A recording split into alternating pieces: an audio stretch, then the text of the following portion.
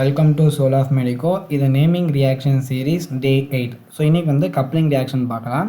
So coupling ரியாக்ஷனில் நம்ம மெயினாக யூஸ் பண்ணக்கூடிய அந்த ரியேஜென்ட் வந்து பார்த்தீங்கன்னா benzene diazonium chloride. So benzene diazonium குளோரைடோட ஸ்ட்ரக்சர் வந்து பார்த்தீங்கன்னா இது பிடிசி அப்படின்னு ஷார்ட் ஃபார்ம் சொல்லுவாங்க. ஸோ பென்சின் டயசோனியம் குளோரைட் அசோனாவே நம்மளுக்கு 2 நைட்ரஜன் குரூப் இருக்குன்னு அர்த்தம். அசோனா என்னென்னா 2 நைட்ரஜன் குரூப். ஸோ அதனால் வந்து பண்ணால் டபுள் பாண்ட் NCl. ஸோ இதான் வந்து பண்ணால் benzene diazonium chloride.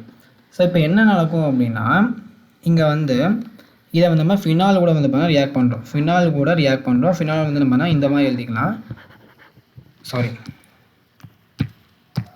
Phenol OH. இங்கே வந்து பேரா பொசிஷனில் இருக்கக்கூடிய ஒரு ஹைட்ரஜன் குரூப். என்ன நடக்கும் அப்படின்னா இந்த Cl வந்து HO கூட வந்து பார்த்தீங்கன்னா வெளியில் போயிடும். HCl வெளியே போயிடும். மீதி இருக்கக்கூடிய ப்ராடக்ட் வந்து பார்த்தீங்கன்னா அடிஷனாக நமக்கு வரும். இந்த ரியாக்ஷனை நம்ம பேஸ் ப்ரெசென்ட்டில் வந்து பார்த்தீங்க அப்படின்னா நம்ம செய்யணும். இங்கே வந்து நம்ம டெம்பரேச்சர் இருக்கும். ஏன் நம்ம அந்த டெம்பரேச்சர் யூஸ் பண்ணுறோம் அப்படின்னா இந்த பென்சின் டயசோனியம் குளோரைட் இருக்கு இல்லையா, இந்த பென்சின் டயசோனியம் குளோரைட் வந்து இது நாட் அன்ஸ்டேபிள். ஆக்சுவலி இது ஸ்டேபிள் கிடையாது. ரூம் டெம்பரேச்சர்லேயே வந்து பார்த்தீங்கன்னா இது வந்து பண்ணால் அன்ஸ்டேபிள். ஸோ அதனால் இதை வந்து நம்ம என்ன பண்ணுவாங்கன்னா ஃப்ரீசிங் டெம்பரேச்சரில் தான் வச்சு வந்து பண்ணுவாங்க. ஏன் அப்படின்னா 273 கெல்வின் அப்படிங்கிறது 0 டிகிரி செல்சியஸ், 278 கெல்வின் அப்படிங்கிறது 5 டிகிரி செல்சியஸ். அந்த மாதிரி ஃப்ரிட்ஜ் அந்த மாதிரி ரொம்ப கூலான பிளேஸில் தான் பண்ணுவாங்க. ஏன் அப்படின்னா பென்சின் டயசோனியம் குளோரைட் வந்து பார்த்தீங்கன்னா உங்களுக்கு வந்து இட்ஸ் நாட் ஸ்டேபிள். ஆனால் ரியாக்ஷன் வந்து பொறுத்தளவுக்கு பென்சின் டயசோனியம் குளோரைட் நிறைய இடத்துல வரும். நிறைய இடத்துல வந்து பார்த்தீங்க அப்படின்னா நம்ம இந்த டெம்பரேச்சர் தான் யூஸ் பண்ணுவோம். 0 degree Celsius 0 to 5 degree Celsius, அதாவது 273 to 275 கெல்வின். ஸோ அது ஏன் இந்த டெம்பரேச்சர் யூஸ் பண்ணுறோம் அப்படிங்கிறத உங்களுக்கு புரிஞ்சுக்குன்னு நினைக்கிறேன். ஸோ நம்ம சொன்ன மாதிரி தான் HCl வெளியில் போயிடும். மீதிக்க ப்ராடக்ட் வந்து பார்த்தீங்கன்னா அடிஷன் ஆகும்.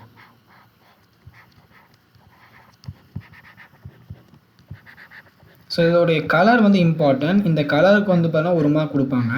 ஸோ மறக்காமல் அந்த கலர் எழுதிடுங்க. இதோடைய கலர் வந்து பார்த்தீங்க அப்படின்னா ரெட் ஆரஞ்சு.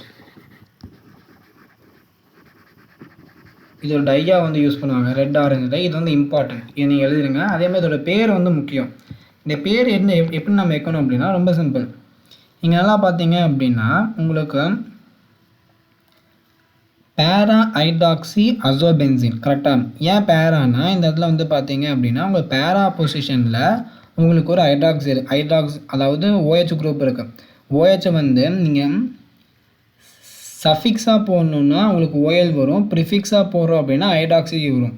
அப்போ OH வந்து நான் ப்ரிஃபிக்ஸாக போடுறேன்னா பேரா ஹைட்ராக்சி அசோபென்சின். அசோனா இந்த குரூப் தான், இந்த குரூப் அசோ. அப்போ பேரா ஹைட்ராக்சி அசோபென்சின் இது அதோடைய பேர்.